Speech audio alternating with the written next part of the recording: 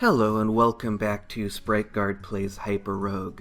Today the plan was, and still is, to take a look at some of the alternative game modes, but I was poking around in them and I kind of made some discoveries about myself and the way that I relate to this game that have kind of shaped the way that today's going to go. So we're going to take a pretty quick look at the special game modes.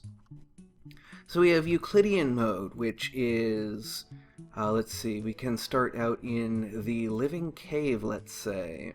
And this will just give us a Euclidean hexagonal grid, and everything will behave just like they normally do in the living cave. With the cellular automaton and the generation all being the same way that it usually is, but it's going to be a bit harder for us to navigate because the walls are going to be much more problematic. We're much more likely to run into loops or dead ends, and so it's going to be much more difficult for us to have a really successful outing. And in fact, it looks like we've already hit game over because we're not going to be able to get around. Well, actually, I think we just barely... Okay. So we actually just barely managed to get out of that spot of trouble, but now it's not really clear where we should go from here, because we have walls on either side of us, and I believe we may have now actually created a completely walled off area. I have not been playing very effectively, and I'm just not sure that I'm going to be able to go anywhere at all. Yeah, that's a dead end. And it looks like we can head down here. It looks like there's somewhere we have not been. But we have yet another rock troll coming up that's going to block us off from going that way. And so pretty quickly it's like there are so many different directions that you can go in the normal hyperbolic geometry that when you're in Euclidean geometry, it just feels like you are being cut off from every side, and it just feels like you have so few options. And so that's kind of so that kind of ties into, and let's head back to the menu, kind of the reason that I am having some difficulty with recording this episode, and why I'm a little bit unsure about how to proceed is that I don't actually find the alternative modes all that satisfying. I find that, and this has really kind of shaped the way that I've been thinking, and has been shaped by the way I've been thinking about games recently, which is thinking about how I relate to games and thinking about how games nourish me. And it looks like, okay, so it looks like I tried to just start out the shmup mode, but it looks like we're still in Euclidean mode. So let us see if we can turn off Euclidean mode. And, oh, there, 0, return to the hyperbolic world. So here we can move around on a free real-time world, and I believe, what did I put on space? Shoot, was it F? Yeah, it's F. So that's the default. I tried to set it up a little bit more like a twin-stick shooter.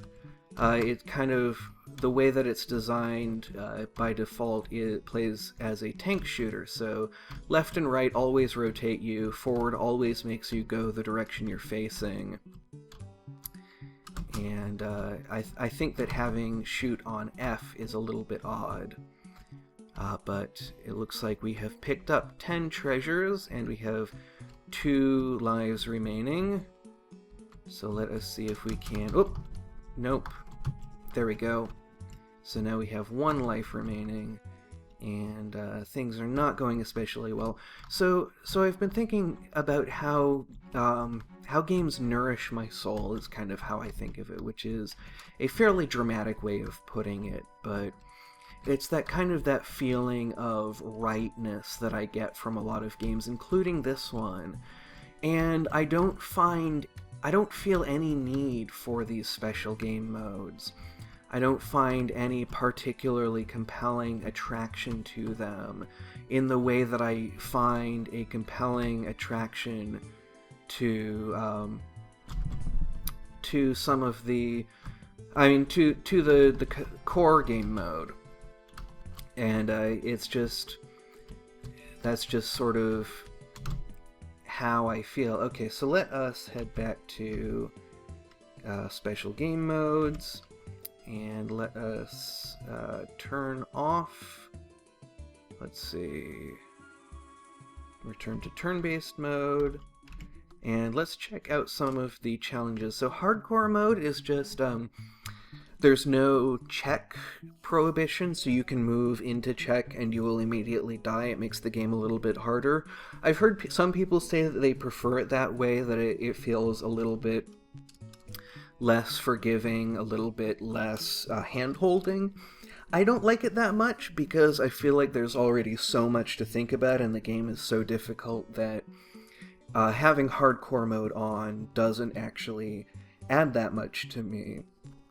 And random pattern mode is interesting. It gives you these kind of... so this is actually the Wild West that we've wandered into, and so it gives us these different areas with different patterns in them that are based on the pattern generators that the game has. And so in the Wild West, we pick up these revolvers, and we have these... the walls are saloon walls, and we're walking through this kind of strange Wild West environment, and I'm not sure if we're going to see some monsters turn up. It looks like we have the Land of Power with ivory tower-shaped tiles, I think, and let's see. Oh, here is actually an outlaw who will kill us if we move to any of these. So let's see, can we shoot the outlaw? Ah, yes, we hold shift, and we can shoot him, and then he drops a bounty. So that is how the Wild West works, and it looks like we're going to have some trouble making it into some of the other lands. Like here we have the graveyard with a very dense pattern that is totally impenetrable. And so that's the kind of thing that can happen. And I mean, my understanding is that these patterns, the numbers at the top of the screen, describe the pattern generator in some way, but I don't entirely know what they mean, and I don't know how to figure that out. It may be documented somewhere, but that is not something that I have taken the time to look into, because random pattern mode is interesting, but it is something that, again, I don't find particularly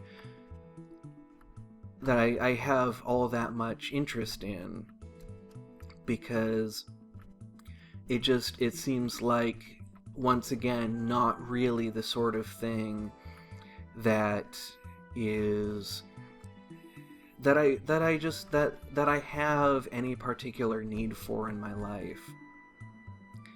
And I think that need is kind of, in some ways, a strong word for talking about games, but there are games where I really feel a deep desire, a very deep desire to play them.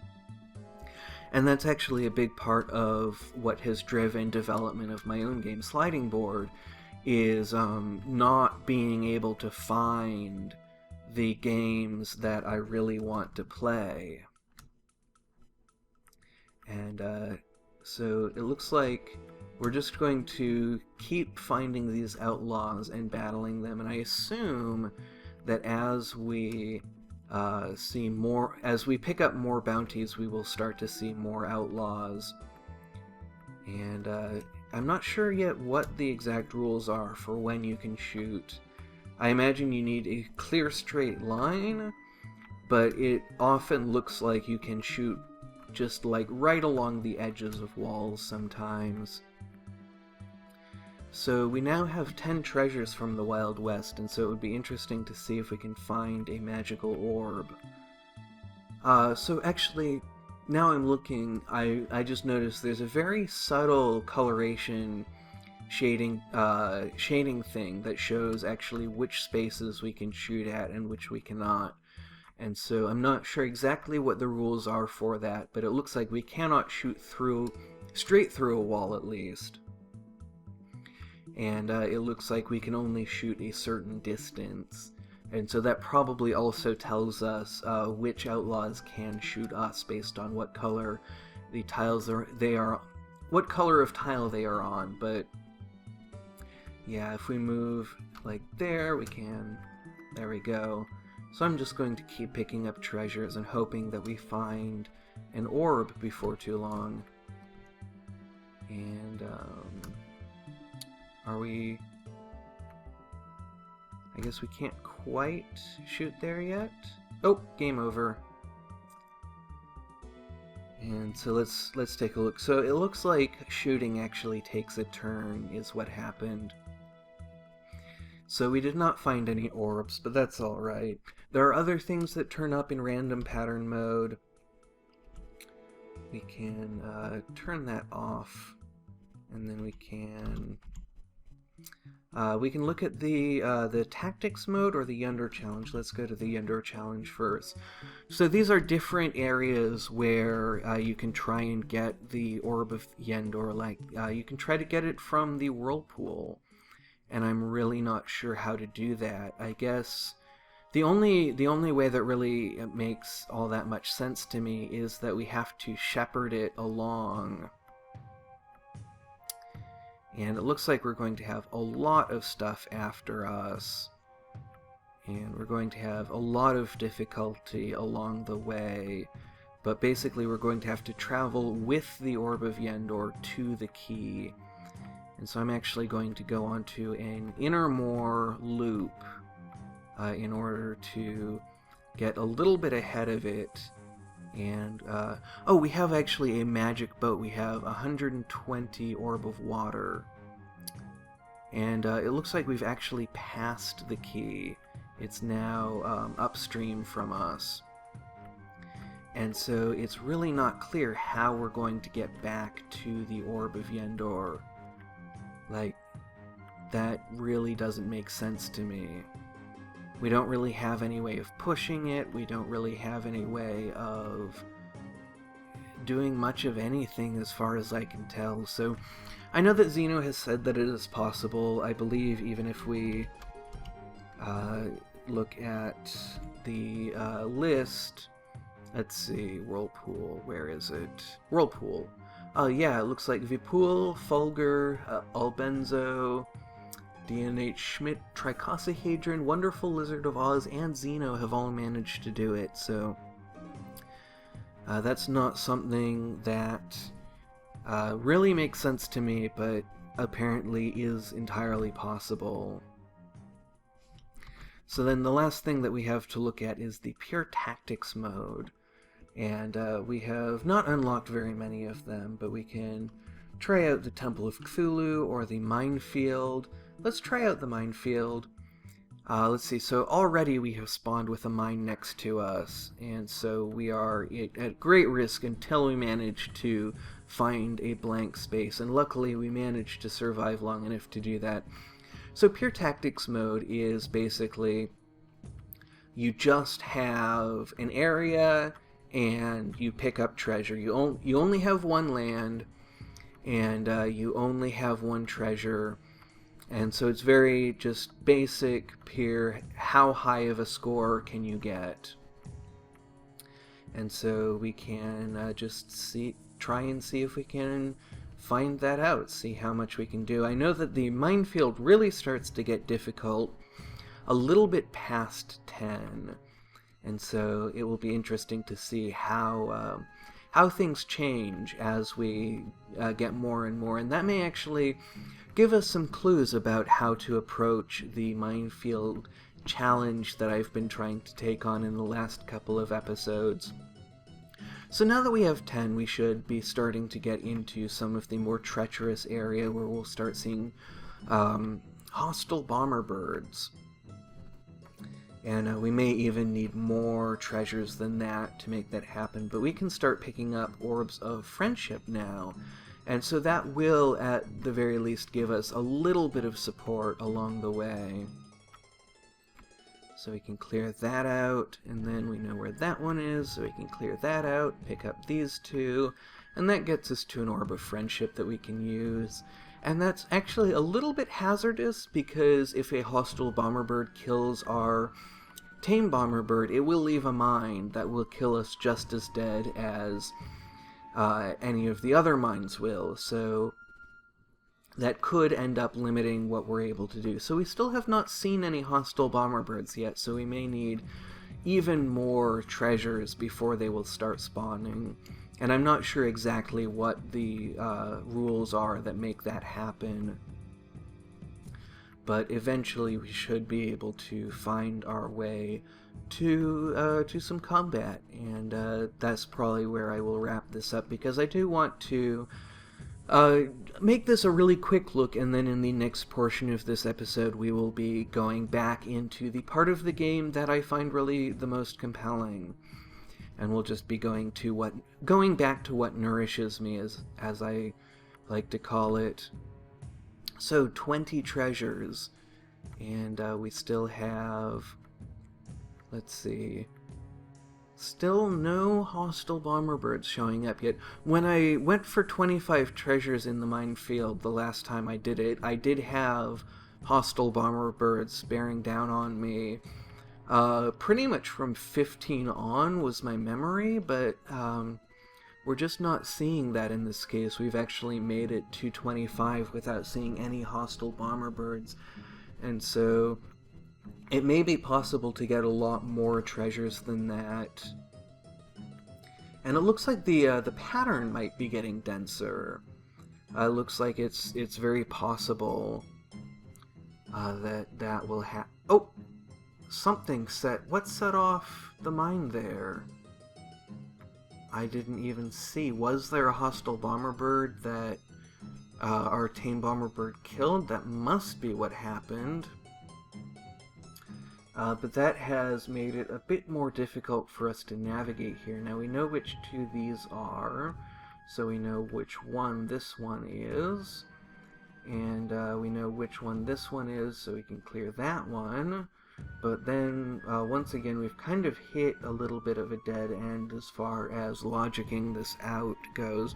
But we can loop around here, and what we can do is we can, let's see, we know which one this one is, so we can clear those two out, and that has actually opened up a little bit more area for us to move around, and we can clear that out. And then we know which two those are, so we can clear around this one. We know which one this is, so we can clear around it. And then that gets us another tame bomber bird and a 3. And so now we're going to have to back off and try something else. So there's a hostile bomber bird directly below us. But we have so many friends now that it's not even that likely to get to us. And there, that set off some more mines. So we're going to have to head off in a different direction and see what we can figure out. And let's see, we know where this one is, we know where these two are, so we can clear around that one.